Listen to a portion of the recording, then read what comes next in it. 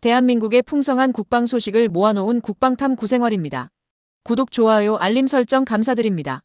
양산형으로 제작된 KF-21 보라매와 FA-50 경전투기에 관심을 보이는 국가들이 점점 늘어나고 있습니다. 한국산 방산 무기에 대한 긍정적인 소식도 계속해서 전해지고 있습니다.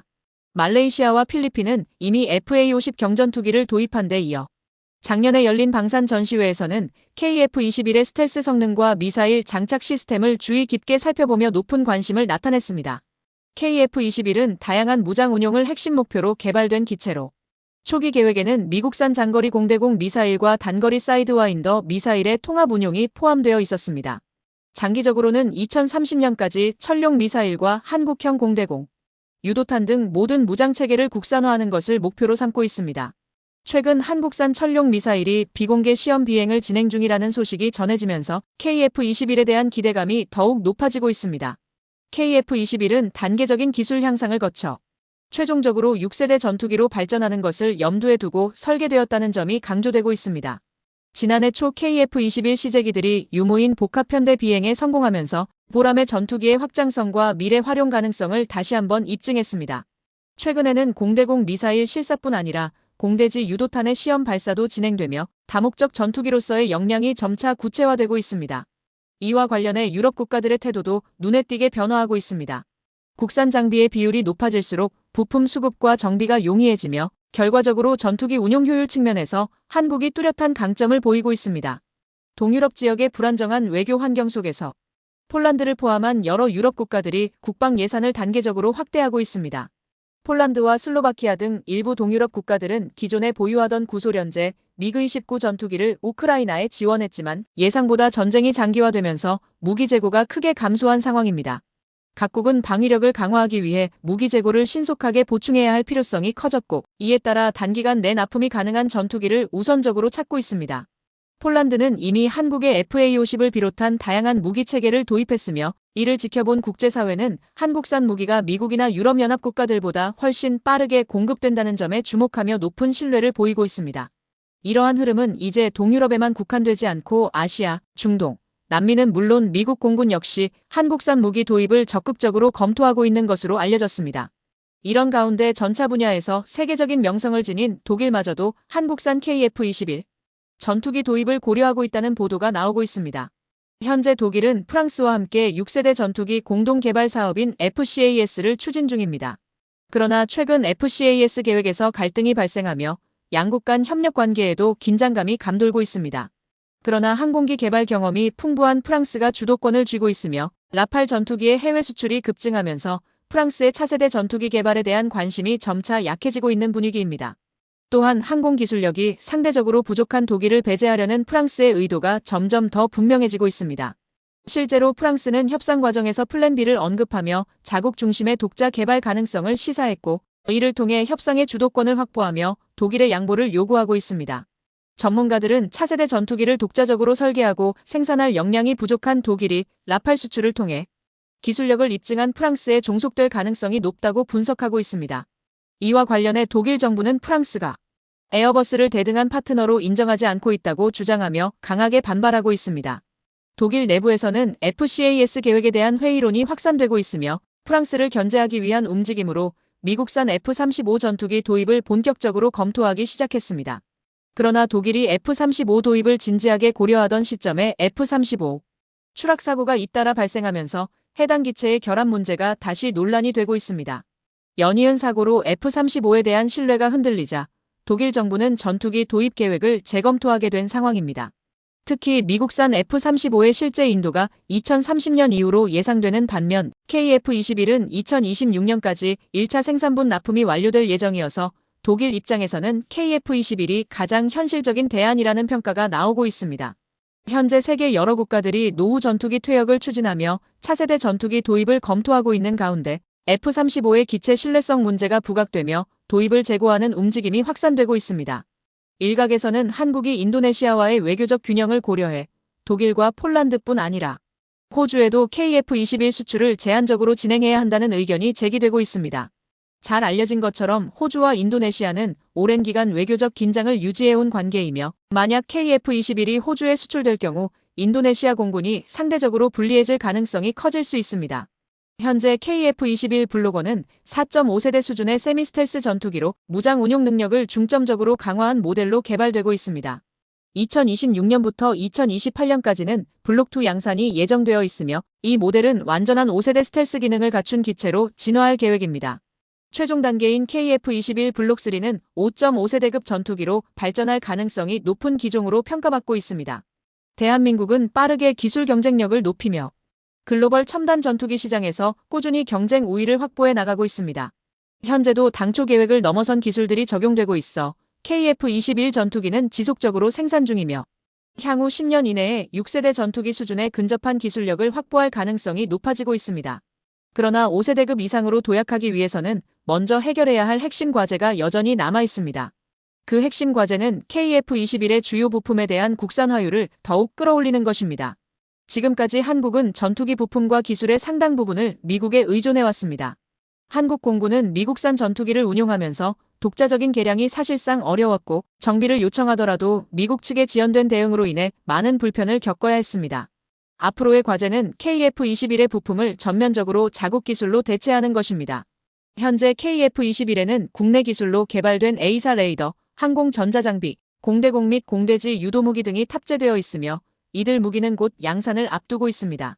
초기에는 많은 국가들이 KF-21 사업을 회의적으로 바라봤지만 한국은 불가능하다고 여겨졌던 기술들을 하나하나 실현하며 연구진의 역량을 확실하게 입증해왔습니다. KF-21 전투기는 현재 최종 성능 점검 단계에 들어섰으며 기체 조립 과정도 사실상 완료 단계에 이르렀습니다. 대한민국은 전 세계적으로도 드물게 빠른 기술 발전과 우수한 역량을 바탕으로 독자적인 무기 체계를 성공적으로 구축해가고 있습니다. 특히 KF-21 전투기는 기술 발전과 함께 놀라운 개발 속도를 보여주고 있습니다. KF-21의 전체 성능이 아직 공식적으로 공개되지 않았음에도 5세대 전투기를 뛰어넘는 다양한 발전 가능성이 속속 드러나고 있습니다. 또한 시험 비행이 별다른 문제 없이 순조롭게 진행되고 있고 안정성에 대한 검증도 체계적으로 이루어지고 있어 폴란드를 비롯한 동유럽뿐 아니라 서유럽과 다른 국가들에서도 KF-21에 대한 긍정적인 평가가 이어지고 있습니다. 국제 분쟁이 지속되는 가운데 동유럽을 포함한 유럽 전역뿐만 아니라 중동과 동남아시아 국가들 또한 차세대 전투기 도입을 적극적으로 검토하고 있습니다. 얼마 전 발생한 F-35 전투기 사고 역시 엔진 결함으로 인해 발생한 것으로 확인되었습니다. 당시 조종사가 신속하게 대응해 생명은 구했지만 심각한 부상을 입었고 수천억 원이 투입된 전투기는 결국 폐기될 수밖에 없었습니다. 현재 한국의 항공 엔진 개발은 한화에어로스페이스가 주도하고 있으며 국제적으로도 상당한 수준의 기술력을 인정받고 있습니다. 이러한 배경 속에서 글로벌 항공 엔진 업계의 선두 기업인 제너럴 일렉트릭 역시 한화에어로스페이스와의 기술 협력을 제안한 사례가 있습니다. 한화에어로스페이스는 이를 바탕으로 KF-21의 엔진 통합 개발을 이끌었으며 핵심 부품의 국산화에서도 높은 성과를 거두었습니다. 현재 항공 엔진 구성품의 국산화율은 72%에 이르고 있습니다. 아직 일부 과제가 남아있지만 엔진의 주요 구성 요소가 대부분 국내 기술로 대체되었다는 사실만으로도 의미 있는 진전으로 평가되고 있습니다. 그럼에도 불구하고 일부에서는 한국이 독자적으로 항공기 엔진 개발에 성공하기는 어렵다는 의견을 내놓고 있으며 현실적으로는 미국산 엔진 도입을 계속 유지하는 것이 합리적이라는 주장도 존재합니다. 물론 엔진 개발이 반드시 성공한다고 단정할 수 없고 여전히 일정 부분 불확실성이 존재하는 것도 사실입니다. 현재 분석에 따르면 한국과 미국 간 항공기 엔진 기술력 격차는 약 50년에 이르는 것으로 평가되고 있습니다. 그러나 미국이 언제나 한국이 필요로 할 때 엔진을 안정적으로 공급해 줄 것이라는 보장은 없습니다. 조금 더디고 비효율적으로 보일 수 있겠지만 결국 전투기 엔진을 자국 기술로 완성하는 것이 진정한 자주국방 실현의 핵심이며 한국이 글로벌 방산 강국으로 도약하기 위한 초석이 될 수 있습니다. 최근 들어 엔진 개발 사업에서도 구체적인 성과가 하나둘씩 가시화되고 있으며 지난해에는 조만간 획기적인 발표가 있을 것이라는 의미심장한 발언도 나왔습니다. 특히 대중에게 공개된 KF-21 전투기의 고기동 성능과 정밀한 비행, 제어 능력은 해외 주요 언론으로부터 긍정적인 평가를 받은 바 있습니다. 시제기임에도 불구하고 믿기 어려울 만큼 뛰어난 기동성을 선보이며 KF-21 전투기는 미국의 F-22 랩터를 떠올리게 한다는 평가와 함께 한국 공군의 전력 수준을 한층 끌어올리는 계기가 되었습니다. 한국 전투기의 빠른 기술 발전을 직접 목격한 중국은 상당한 충격을 받은 분위기를 보이고 있습니다. 특히 중국 관영 매체 인민일보는 중국이 신속하게 대응하지 않을 경우 KF-21을 중심으로 한 한국 공군의 전력이 예상보다 빠르게 통제 불가능한 수준으로 성장할 수 있다는 우려를 표명했습니다. KF-21의 양산이 본격적으로 추진되고 있는 현재 대한민국 공군은 중국 입장에서도 더 이상 가볍게 볼 수 없는 실질적인 군사적 위협으로 인식되고 있으며 군사적으로 경쟁해야 할 상대라는 평가도 나오고 있습니다. KF-21 전투기가 야간 작전 수행 능력까지 갖추고 실전 배치된다면 한국 공군의 전술 역량이 크게 강화될 것이라는 군사 전문가들의 전망도 제기되고 있습니다. 중국 역시 이에 대한 경계 수위를 한층 높이고 있는 상황입니다. 최근 한화에어로스페이스는 한국항공우주산업과 협력해 4,731억 원 규모의 KF-21 초기 양산 부품 17종 공급 계약을 체결했습니다. 이번 계약은 2028년까지 KF-21 1차 양산 기체에 탑재될 APU를 포함한 추진 착륙, 구동, 연료 시스템의 핵심 부품을 공급하기 위한 것입니다. 이보다 앞서 한화에어로스페이스는 방위사업청과 KF-21 전투기의 주요 구성 요소인 엔진 공급 계약을 체결한 바 있습니다. 현재 한화에어로스페이스는 미국산 F414 엔진을 라이선스를 통해 생산하고 있으며 이 엔진이 KF-21에 장착되어 운용 중입니다. 그러나 향후 계약에서는 국산 엔진을 반드시 공급하겠다는 강한 의지를 밝힌 상태입니다. 타임즈는 한국 최대 방산 기업인 한화에어로스페이스가 정부와 협력해 전투기 엔진 개발에 뛰어든 배경을 한국 방위산업의 밸류체인 고도화와 자주국방, 역량 강화를 위한 전략적 행보로 분석했습니다. 외신들은 한국이 독자 개발한 KF-21 전투기가 세계 방산 시장에서도 충분한 경쟁력을 갖출 수 있을 것이라는 기대감을 높이고 있다고 전했습니다. 현재 KF-21 전투기는 글로벌 방산 시장에서 점차 강한 영향력을 보이고 있으며 한국의 전투기 엔진 신소재 확보와 첨단 기술 개발 역시 빠른 속도로 진전을 이루고 있습니다. 과거 한국은 전투기 자체를 개발하는 것조차 쉽지 않았을 뿐만 아니라 엔진 기술은 전적으로 미국의 라이선스 생산과 제한적인 기술 이전에 의존할 수밖에 없는 상황이었습니다. 그러나 T-50, FA-50, KF-21 전투기 개발을 거치면서 엔진 부품의 국산화율을 40% 이상으로 끌어올리는 데 성공했습니다. 특히 핫섹션으로 불리는 초고온고압 영역의 소재 가공 기술 확보가 가장 중요한 과제로 부상했습니다. 인코넬 718과 같은 고내열 합금에 대한 연구와 이를 위한 시험, 인프라 구축에도 막대한 예산이 투입되었습니다. 미국은 기술 기밀 보호를 이유로 엔진 설계 도면을 일부만 제공하거나 고출력 조건에서의 시험 시간을 제한하는 방식으로 협력 범위를 조정해왔습니다. 그러나 KF-21 개발이 성공적으로 추진되고 방산 수출이 확대되면서 한국은 독자적인 협상력을 갖추게 되었고 필요한 설계 자료도 추가로 확보하는 데 성공했습니다. 또한 엔진 시험 시설과 정밀 측정 센서 역시 국내 기술로 자체 개발되면서 기술 자립도가 크게 향상되었습니다. 전투기 엔진은 전투기의 심장이라 불릴 만큼 가장 중요한 핵심 부품 중 하나이며 국가 차원에서도 최고 수준의 과학기술이 총동원되는 분야입니다. 특히 전투기용 터보팬 엔진 개발은 막대한 예산과 오랜 연구, 기간이 필요한 대표적인 첨단 산업 분야로 꼽힙니다. 4세대 이상 전투기에 장착되는 현대식 터보팬 엔진을 독자적으로 개발하기 위해서는 일반적으로 10년 이상의 시간이 걸리며 수조 원에서 많게는 수십조 원에 이르는 대규모 투자가 필요합니다. 1970에서 1980년대 한국항공우주산업이 처음으로 군용기 대량 생산에 나섰을 당시에는 전투기는 물론 민간 항공기 엔진조차 해외 기술에 크게 의존해야 했습니다. 그 시절 한국이 독자적으로 전투기를 설계하고 양산하겠다는 목표는 현실적으로 거의 불가능에 가까운 도전으로 여겨졌습니다. 당시 한국 공군이 운용하던 F4, F5 등의 전투기는 미국에서 완제품을 직수입하거나 라이선스를 기반으로 단순 조립하는 수준에 머물러 있었습니다. 항공 엔진 제작 기술을 확보할 기회는 극히 제한적이었고 사실상 접근이 어려운 영역이었습니다. 전쟁 직후 산업 기반을 하나씩 갖춰나가던 당시 상황에서 항공 엔진 기술까지 확보하는 일은 대한민국에겐 지나치게 부담스러운 과제로 여겨졌습니다. 그러나 1990년대 초반 차세대 항공기 개발 사업이 본격적으로 시작되면서 T-50 훈련기 개발이 추진됐고 이와 함께 한국의 항공기술 수준도 점차 성장하기 시작했습니다. 그럼에도 불구하고 이 시기에도 항공 엔진 분야는 여전히 가장 큰 기술적 난제로 남아 있었습니다. 한국 정부와 국내 기업들은 미국과의 협력을 통해 라이선스 방식으로 조립 및 정비 기술을 익히고 제한된 범위 내에서 기술 이전을 시도했지만 엔진 핵심 기술을 확보하는 데에는 여전히 큰 장벽이 존재했습니다. 미국은 항공 엔진 기술을 전략적 자산으로 간주하며 완전한 기술 이전을 지속적으로 강하게 거부해왔습니다. 결국 한국은 일정 부분 미국산 엔진 기술에 의존할 수밖에 없었지만 단순한 의존에서 벗어나 독자 기술 확보를 위한 노력을 멈추지 않았습니다. 한국은 T-50 고등훈련기, FA-50 경공격기, 그리고 KF-21 보람의 전투기 개발을 통해 항공기 제작 기술 역량을 비약적으로 향상시켜왔습니다. 2023년 초 방위사업청이 공개한 자료에 따르면 KF-21에 탑재되는 엔진 부품의 국산화율은 약 40%에 도달했으며 이를 50% 이상으로 끌어올리는 것이 현재의 목표입니다. 대한민국은 지속적으로 기술력을 축적해왔으며 이제는 항공기 엔진을 독자적으로 개발하는 중대한 과제에 정면으로 도전하고 있습니다. 한화에어로스페이스는 45년 이상 군용 항공 엔진을 라이선스 방식으로 생산해 온 경험을 바탕으로 전량 해외 의존이던 항공 엔진용 특수 금속 인코넬 718을 자체 기술로 개발하는 데 성공했습니다. 인코넬 718은 니켈을 주성분으로 하는 합금으로 가공성이 우수하고 용접 성능 또한 뛰어납니다. 이 니켈크롬 기반 합금은 극저온부터 고온까지 넓은 온도 범위에서 응력 부식 및 균열에 강하고 뛰어난 내식성과 내산화 특성 덕분에 높은 평가를 받고 있습니다. 또한 인코넬 718은 뛰어난 인장 강도, 피로 저항성, 크리프 및 파단 저항성을 갖추고 있어 내산화성과 내식성에서도 탁월한 성능을 발휘하며 실제 적용성과 경제성 면에서도 매우 효율적인 소재로 인정받고 있습니다.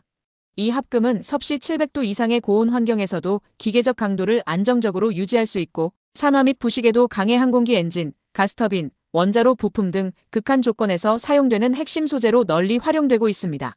이러한 특성 때문에 전투기 엔진 제조에 있어서 인코넬 718은 필수적인 핵심 소재로 간주되며 많은 국가들이 항공 우주 및 방위산업 분야에서 주요 소재로 채택하고 있습니다. 우리나라도 지금까지 전량 해외에 의존하던 인코넬 718의 국산화를 지속적으로 추진해왔으며 최근 들어 눈에 띄는 성과를 거두기 시작했습니다.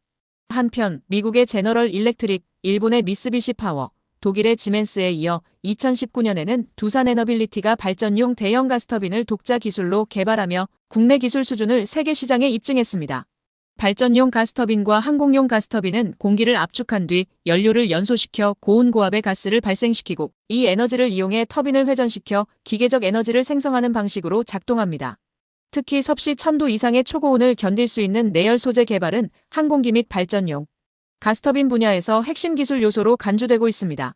비행체가 안정적인 추진력을 확보하기 위해서는 초고온 초고압 환경에서도 엔진이 변형 없이 정상적으로 작동해야 하며 이를 위해 엔진을 구성하는 소재의 성능이 결정적인 역할을 합니다.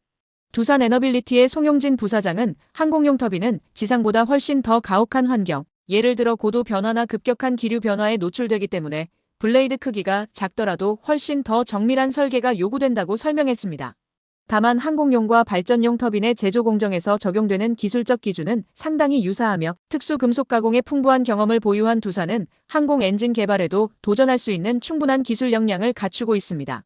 실제로 두산은 항공용 엔진에 필요한 섭씨 1500도 수준의 터빈 입구, 온도를 견딜 수 있는 설계 및 제작 능력을 이미 확보한 것으로 알려졌습니다.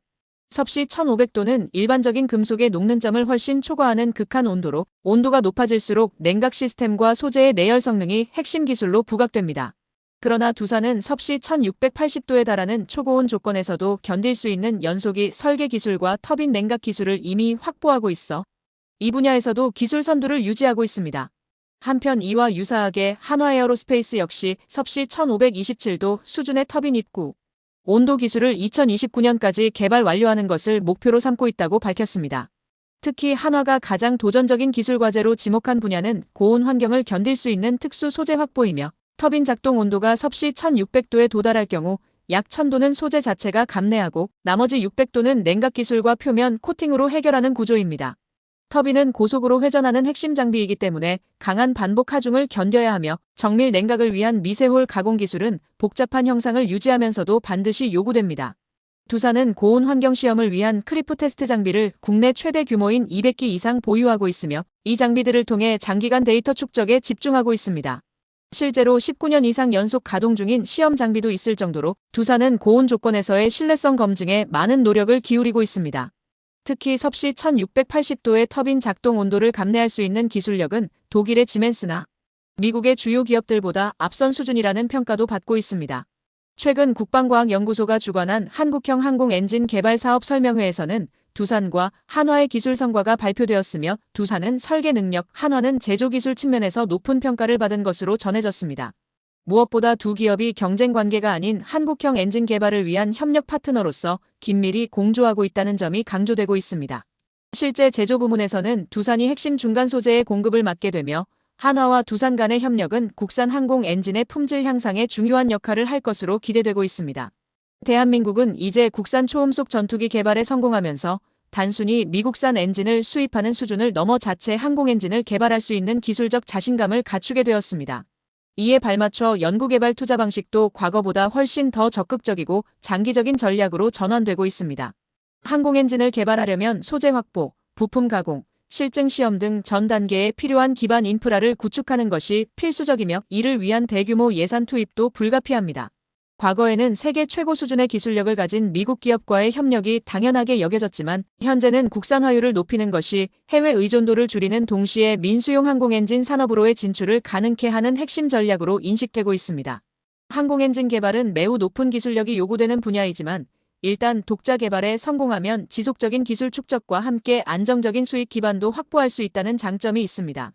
과거에는 미국으로부터 도면을 받아 조립하는 수준에 머물렀다면 현재는 제작 과정에 직접 참여하고 성능 향상과 관련된 문제를 현장에서 개선하며 한국의 운용 환경에 맞춘 재설계 역량까지 갖추게 되었습니다. KF-21 시제기의 시험 비행 과정에서 도출된 보안 사항을 분석하고 이를 향후 양산형 기체에 반영하기 위한 성능 개선 작업도 활발히 진행되고 있습니다. 현재 대한민국은 미국 기업과의 협력에서도 과거처럼 일방적으로 기술을 이전받는 방식이 아닌 상호 이해를 바탕으로 한 대등한 파트너십으로 관계를 발전시키고 있습니다. 과거 한국은 미국산 무기를 대량 도입해 군사적 안정을 우선시했지만 현재는 독자적인 무기 개발 능력을 바탕으로 미국과 대등한 조건에서 협상할 수 있는 수준에 도달했습니다. 대한민국은 강력한 기술력과 축적된 실적을 바탕으로 모든 무기를 독자 생산하기보다는 상호 협력을 유지하며 라이선스 공유를 통해 양측의 이익을 극대화하는 전략을 구체화하고 있습니다. 과거 한국은 미국 방산 부품 시장에서 불리한 조건을 감수해야 했던 시절이 있었지만 현재는 그 한계를 점차 극복해 나가고 있습니다. 특히 트럼프 2기 출범 이후 미국의 보호무역 기조가 강화될 것이라는 전망 속에서 이에 따른 부정적인 영향이 한국 방산업계에도 미칠 수 있다는 분석이 제기되었습니다. 미국산 무기 구매와 관련하여 한국 방위산업 구조가 미국의 정치적 압박에 직면할 가능성이 커졌으며 이에 적절히 대응하지 못할 경우 록히드 마틴이나 보잉과 같은 미국 주요 방산 기업들의 영향력이 더욱 확대될 수 있다는 우려가 꾸준히 제기되었습니다. KF-21 보람의 전투기 개발 이전까지만 해도 대한민국은 미국 방산업체의 과도한 영향력 아래에서 비합리적인 상황을 여러 차례 겪어야 했습니다. 군사무기에 관심 있는 사람이라면 잘 알고 있듯 F-16과 F-15K 전투기는 한국이 정당한 대가를 지불하고 도입한 기체임에도 불구하고 실제 작전 가동률은 국산 FA-50보다 약 60% 수준에 머물렀습니다. 그러나 현재는 과거와 비교해 상황이 크게 달라졌습니다. 이제는 미국의 일방적인 영향에 따라가는 것이 아니라 한국 공군의 미래, 전력 수요에 맞춰 자국 내 독자적인 생산 기반을 꾸준히 확대해 나가고 있는 중입니다. KF-21 전투기의 양산이 본격화되면서 한국은 점차 미국 방산업체들에 대한 의존도를 줄여나가고 있습니다. 오히려 이제는 미국 측에서 한국의 핵심 기술 일부를 요청하는 사례도 발생하고 있으며 대한민국의 방위산업 기술력이 전 세계적으로 인정받고 있다는 사실이 분명히 드러나고 있습니다. 이처럼 애써주시는 우리 개발진들에게 응원 부탁드리며 마지막 뉴스 보도해드리며 영상 마치겠습니다. 4월 24일 월스트리트 저널에 따르면 러시아가 미국이 우크라이나의 북대서양 조약기구 나토 가입을 배제하겠다는 입장을 밝힌 데 대해 환영의 뜻을 나타냈습니다. 드미트리 페스코프 크렘린궁 대변인은 기자들에게 워싱턴으로부터 우크라이나의 나토 가입은 불가능하다는 말을 여러 차례 들었다며 이는 만족스럽고 러시아 입장과도 부합한다고 밝혔습니다. 페스코프 대변인은 우크라이나는 나토 회원국이 돼서는 안 되고 나토에 통합될 가능성도 없어야 한다. 이것은 러시아 연방의 국익에 대한 위협이며 이번 분쟁의 근본 원인 중 하나라고 주장했습니다. 러시아는 우크라이나가 나토 가입을 시도하면서 러시아 안보를 위협했다고 주장해왔으며 이를 우크라이나 침공의 명분으로 내세우고 있습니다. 다만 러시아는 미국이 제시한 종전 구상 중 하나인 크림반도 합병 인정과 자포리자 원전 일대 중립화에 대해서는 구체적인 입장을 밝히지 않았습니다. 이와 함께 트럼프 대통령이 언급한 이번 주 합의를 기대한다는 휴전 협상 시점에 대해서도 공식적인 언급을 피했습니다. 월스트리트 저널은 페스코프는 우크라이나 나토 가입 문제 이외에는 미국의 평화 제안에 대해 답변을 거부했다고 전했습니다. 앞서 월스트리트 저널은 미국이 지난 17일 프랑스 파리에서 열린 5개국 회의에서 우크라이나의 나토 가입 배제와 러시아의 크림반도 합병 인정 등을 포함한 종전 구상을 전달했다고 보도한 바 있습니다. 또 러시아가 헌법상 영토로 편입한 도네츠크, 루한스크, 자포리자, 헤르손 등 4개 점령지와 유럽군의 주둔 문제는 향후 협상 여지를 남겨둔 것으로 알려졌습니다. 미국은 영국 런던에서 열리는 2차 회의에서 우크라이나 측의 공식 답변을 기대하고 있는 것으로 전해졌습니다. 그러나 우크라이나가 미국이 제시한 종전 구상을 곧바로 받아들일 가능성은 낮아 보입니다. 젤렌스키는 런던 회의를 앞두고 무조건적 휴전과 실질적이고 지속적인 평화 구축을 논의할 것이라고 밝혔습니다. 지금까지 국방탐 구생활을 시청해주셔서 감사합니다. 구독, 좋아요, 알림 설정을 하시면 언제나 빠르고 유익한 소식을 받아보실 수 있습니다. 구독자 여러분 좋은 하루 보내세요.